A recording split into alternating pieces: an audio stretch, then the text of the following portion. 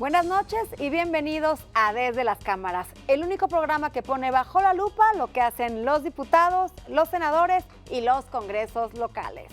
Abrimos este programa recordándole que el ahorro personal y familiar es muy importante para cualquier eventualidad y para cubrir la vejez. A los 15 años me meto a trabajar a una carnicería. Sí, me gusta mucho el oficio. Y de ahí yo dije, este es el oficio que yo debo de seguir. ¿Por qué? Porque ganaba yo poco y empecé a cuidar el dinero. Hasta que me independicé y puse la primera carnicería. A la edad de 23 años yo ya fui patrón. Y de ahí empezamos a crecer más y más y más hasta llegar a tener 7 carnicerías. De esas 7 nos iba muy bien, empezamos a comprar un terreno, empezamos a comprar otro. Pero lo malo es que los comprábamos hasta el fin del mundo, que muchas veces nos los invadieron. Los negocios no siempre va bien. Me endrogo tanto,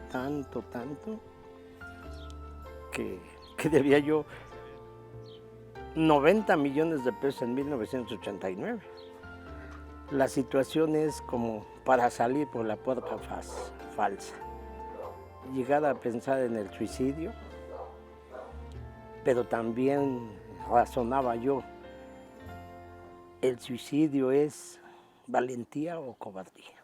Acuérdense que, y yo creo que analicé también, bien, que era cobardía. Y definitivamente fue trabajar. Ya poniendo el negocio de carnitas, me fue bien, hasta que salí con mis drogas. Yo creo que es las dos cosas, invertir un poco y ahorrar un poco. O sea, como dicen por ahí los analistas, no todos los huevos en la misma canasta, sino en distintas canastas para que si esta no produce, esta sí produce. Así es que eso es lo que aprendí. Ahora sí que, como dice el dicho, el que guarda siempre tiene. Yo creo que ahí es donde empieza uno a guardar, de decir, bueno, no toda la vida voy a estar trabajando. Dije, no, yo no quiero llegar a viejo y tener que trabajar. Entonces, desde ahí, yo creo que era el 50% de la ganancia ahorrada. Y gracias a Dios, lo logré con la disciplina.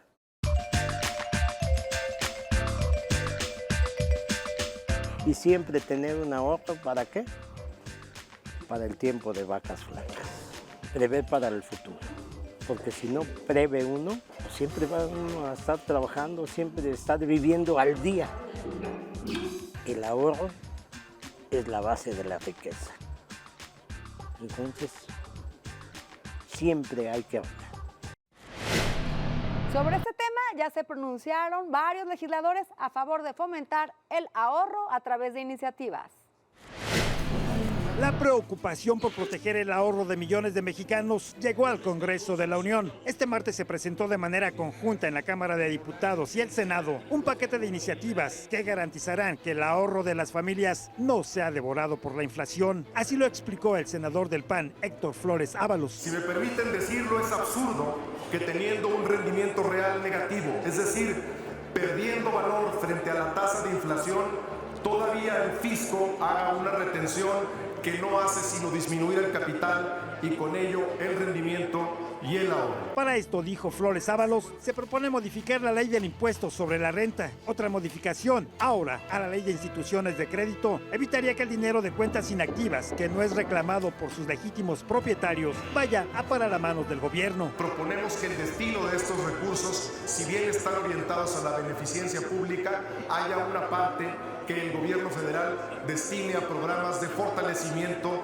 de fomento, y protección al ahorro y de inclusión financiera. En este paquete de iniciativas también se contempla reformar la ley monetaria para que la moneda de plata se convierta en un verdadero instrumento de ahorro blindado ante devaluaciones o presiones inflacionarias. Hoy en día la plata se concibe como una mercancía, se comercializa con ella y se exporta más del 90% de su producción en vez de retenerla en el país y que ésta se quede en manos de los mexicanos. Si en el tiempo la plata como mercancía en manos de empresas transnacionales no pierde valor, que la moneda de plata como instrumento de ahorro popular tampoco lo pierda. Me parece muy interesante es el empezar a ahorrar otra vez, pues una manera que utilizamos hace muchos años, que es a través de la plata, por ejemplo, de la onza, que finalmente pues tiene una apreciación a lo largo de los años y pues que al final del día pues no obedece a estos cambios que tiene nuestra moneda en materia de inflación y de tipo de cambio. La propuesta convenció a todos los partidos políticos en el Senado. Lo mismo ocurrió en la Cámara de Diputados. Con esta iniciativa de aprobarse, daría una pauta que la gente tenga su ahorro seguro y tenga un beneficio al final del año. Esperamos una aprobación favorable, porque si leen la iniciativa, pues tiene muchas bondades, tiene mucha adaptabilidad y lo más importante, no se generan especulaciones en el mercado. Tanto en el Senado como en San Lázaro, el paquete de iniciativas fue turnado a las comisiones correspondientes para su estudio y dictaminación. El presidente del Consejo Coordinador Empresarial, Juan Pablo Castañón, se reunió con senadores del PRI y del PAN para hablar de varios temas. Uno de ellos, el del fiscal anticorrupción. Es urgente que entre los coordinadores nombren un equipo de trabajo de coordinación para que acuerden los mecanismos de nombramiento de fiscal general de la Nación y los fiscales especializados, sobre todo el anticorrupción. Es importante que evidentemente no haya una parálisis legislativa y que antes de que termine esta gestión del Senado puedan tener ya los acuerdos en este sentido. Desde la sociedad así lo demandamos y en particular el sector empresarial lo está demandando también. El segundo tema que se abordó en esta reunión fue el tema de los debates para los que ocuparán cargos de elección popular para el 2018. Entre más debates tengamos, más discusión, más análisis, más profundidad, es mejor para el ciudadano para conocer las posturas, las plataformas y la personalidad de cada uno de los candidatos. El comportamiento, la visión de un candidato ya nos da también la visión de lo que será en caso de ser electo. Por eso es importante conocerlos y es importante verlos y discutir y ampliar la información que podamos tener para comparar las visiones de cada candidato. Cualquier manifestación de violencia o teórica violencia electoral, pues evidentemente nos preocupa, porque tenemos instituciones que hemos formado los mexicanos. Esperemos que estas elecciones sean transparentes y que los actores respeten las reglas del juego. Quien juega tiene que respetar las reglas y atenerse a ellas. Vamos a ver cómo van los temas de transparencia en los congresos locales. De acuerdo a la Ley General de Transparencia y Acceso a la Información Pública, los congresos locales están obligados a dar a conocer el manejo de los recursos. Los estados de Aguascalientes, Colima, Chiapas, Estado de México, Guerrero, Michoacán, Morelos, Nayarit, Oaxaca y Tabasco se caracterizan por no transparentar sus actividades parlamentarias. Es obligación de los congresos sumarse a la ley y transparentar la información. Y ahora vamos a ver la entrevista que realizó nuestro compañero Víctor Sánchez Baños. El ahorro es un factor determinante para el bienestar de las familias y de un país entero. Por eso es importante estimularlo. ¿De qué manera lo podemos hacer? Desde las instancias gubernamentales. De eso nos va a hablar el senador José Olvera, miembro de la Comisión de Hacienda del Senado de la República. Lo importante es que tengamos muy claro que hay que incluir, hay que establecer políticas de inclusión, políticas financieras de inclusión. Y esto significa que la banca de desarrollo pueda tener esquemas atractivos para que la gente ahorre. ¿Qué significa esto? Bueno, que haya un estímulo para los pequeños ahorradores. Y esto, pues obviamente deben de ser programas que aunque le cuesten al gobierno federal, que se invierta en estas políticas de cultura para el ahorro y que en las propias escuelas se busque la manera de ir fomentando el ahorro entre los niños y entre los jóvenes, que se les identifique las bondades de poder ahorrar. Pero esto también está vinculado con el ingreso. No podemos nosotros hacer una cultura del ahorro si el ingreso no lo permite. Entonces van vinculadas las dos en dos líneas. Un ingreso razonablemente decoroso, porque finalmente el ingreso debe de servir para que no falte el pan en la mesa, pero hay que tener un ingreso un poco superior para poder ahorrar. Entonces yo creo que Bansefi y propio Nafinsa, la banca de desarrollo del país, debe de dedicarle recursos para impulsar una cultura del ahorro y empezar desde con los niños. Gracias, Víctor. Y ahora vamos con nuestra experta en temas financieros, por supuesto, con Alicia Salgado. Hola muchachos, ¿cómo están? Me da muchísimo gusto saludarles.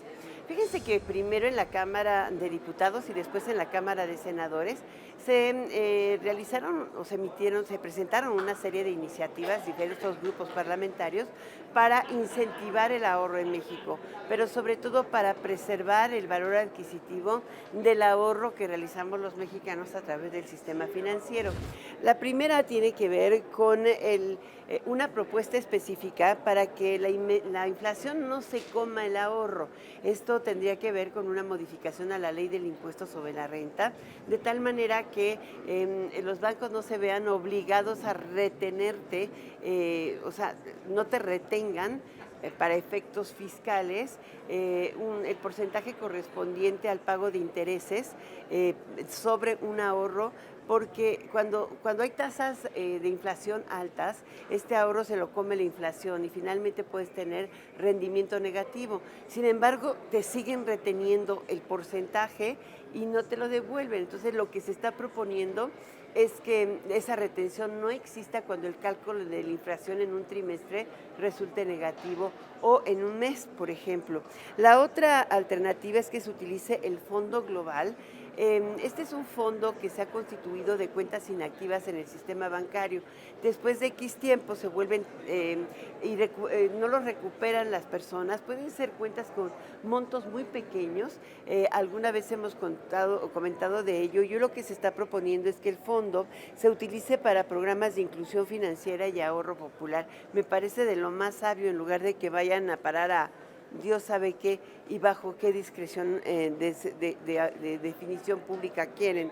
Y por otra parte, también se está proponiendo que se mejore los incentivos para promover el ahorro en acuñación de monedas, particularmente de la plata. Mucha gente compra y vende estas monedas de plata y la intención es que tengan un piso en el valor de recuperación en el tiempo, un piso mínimo, mediante un cálculo, esto lo realiza el Banco de México.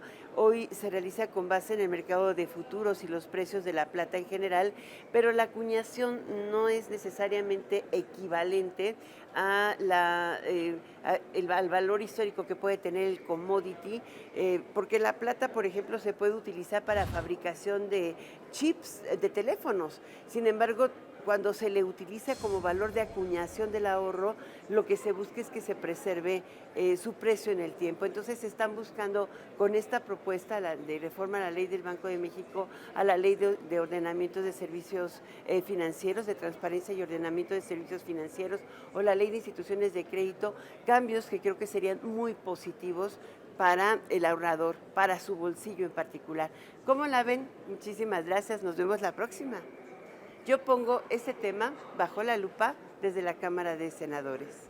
Esta noche nos acompaña aquí en el estudio de Desde las Cámaras el senador Héctor Flores. ¿Qué tal, Héctor? Buenas noches. Muy buenas noches, muchas gracias por la invitación. Gracias por estar aquí nuevamente con nosotros. Héctor, a pocos y escasos días de que termine, de que concluya esta legislatura y se inicie un proceso electoral polémico, acabas de subir unas iniciativas que fomentan el ahorro. Platícanos un poco de qué se tratan estas iniciativas, un tema de suma relevancia, ya que 4 de cada 10 mexicanos son los únicos que tienen ahorro en sus vidas según las encuestas, los demás no están ahorrando. Entonces es interesante para la gente que nos está viendo, ¿cuáles son las formas de ahorro que tú fomentas en tus iniciativas? Bueno, mira, lo primero que hay que decir es que este grupo de iniciativas se presentan en el contexto del resultado de un proceso de negociación con Estados Unidos y con Canadá en el Tratado de Libre Comercio de América del Norte, que ha dejado claro para México que debemos de ocuparnos en asuntos de carácter interno, sin demérito, obviamente, de estas alternativas de diversificar mercados, de buscar, digamos, otros horizontes fuera necesariamente de la relación con Estados Unidos y Canadá. Lo que se ha puesto sobre la mesa es que México tiene la enorme responsabilidad de voltear a ver a su mercado interno como un puntal de desarrollo. Y en ese sentido, dentro del mercado interno, el ahorro interno o el ahorro popular constituye un aspecto fundamental. Lo que nosotros estamos planteando precisamente es una serie de medidas fiscales y no fiscales para poder apuntalar el ahorro interno, el ahorro popular y sobre todo el ahorro de la clase trabajadora o de las personas que menos recursos tienen y que menos acceso tienen a instrumentos financieros de mayor complejidad. Eso es lo que estamos planteando. ¿Qué es lo que hicimos con este paquete de iniciativas? Bueno, primeramente, revisar la parte del tratamiento fiscal. Creemos que no existe ninguna lógica detrás de la forma en que el fisco viene tratando estos instrumentos de ahorro que pagan una tasa que normalmente está por debajo de la inflación. Entonces la gente ya está perdiendo dinero, probablemente con el tipo de inflación, digamos, con la tasa de inflación que enfrenta, y adicionalmente el fisco le retiene sobre los intereses que son bajos, que le pague el banco. De manera que te vas comiendo el interés y vas impidiendo que esa parte se capitalice y genere mayores condiciones de ahorro y de posibilidades económicas para la gente. ¿Qué es lo que estamos proponiendo? Bueno, pues es a través de una serie de medidas que modifican este índice o la forma de cálculo de este índice que se conoce como ganancia anual total. Lo que estamos proponiendo es evitar que el fisco vaya mordiendo la parte de los intereses y mermando aún más el ahorro de la gente. Eso por una parte. Por otra parte, estamos modificando la ley de instituciones de crédito. Pretendemos que este recurso que se va a las cuentas concentradoras de o recursos o depósitos no identificados o de cuentas inactivas o en cualquiera de los supuestos de la ley, hoy en día pasan a una cuenta concentradora y eventualmente en un tiempo pasan a la beneficencia pública. Primeramente nosotros lo que le pedimos en este caso al Senado, a la Asamblea, es que valoremos la posibilidad de modificar la ley para que haya un plazo mayor de tiempo que proteja el derecho del ahorrador que tiene su dinero ahí, probablemente actualmente inactivo. es de 3 años. Es de ¿no? 3 años, nosotros lo estamos pidiendo que se pase a 6. Y además estamos pidiendo que la institución financiera se cerciore fehacientemente de la notificación al cuentaviente de que su cuenta se encuentra inactiva o no ha tenido movimientos, de manera que puedas proteger ese derecho. Y adicionalmente, con el recurso que se logre, en vez de que pase a la beneficencia pública, pedimos que se aplique una parte a programas de inclusión financiera y sobre todo a programas de promoción y fomento a la cultura del ahorro entre la gente. Y finalmente, muchas personas aquí en México se acostumbra a que ahorran su dinero en efectivo abajo del colchón. Tenemos datos que del 2001 al 2017 la inflación ha sido del 55%. Estamos hablando que la gente que ahorró estas cantidades abajo del colchón ha tenido un detrimento de su ahorro de un 55%. Muchas personas también le tienen miedo a bancarizar su dinero porque se graban los rendimientos obtenidos por las tasas de interés, pagan un impuesto. ¿Cuáles son tus propuestas? Mira, en ese sentido es precisamente una de las principales preocupaciones que tratamos de atacar y lo hacemos a través de este instrumento que ya existe hoy, que es la moneda de plata, pero que lamentablemente no ha tenido la fortaleza como forma de ahorro en México y lo que pensamos precisamente a través de estas iniciativas es relanzar este tema del ahorro en plata y hacer fundamentalmente algo que a mí me parece que es una oportunidad extraordinaria. Primero es permitirle desde luego a la gente que ahorre y que ahorre con seguridad en un instrumento que le permita que la inflación no se vaya comiendo el valor de su dinero. El valor de la plata, al final de cuentas, permanece y aumenta con el tiempo. Ese es un primer objetivo. Y el otro también, que no es menor, es darle un curso distinto a la plata de México. Somos el principal productor en el mundo y prácticamente el 90% de la producción de plata se va fuera de México a través de estas compañías mineras transnacionales que están haciendo un negocio extraordinario con la plata, y lo cual al final de cuentas es un tema de mercado y de negocio, pero lo que sí nos ocupa a nosotros es tratar de proteger el ahorro de la gente y obviamente darle un curso dentro de la economía nacional a toda esta riqueza que está en el subsuelo de México.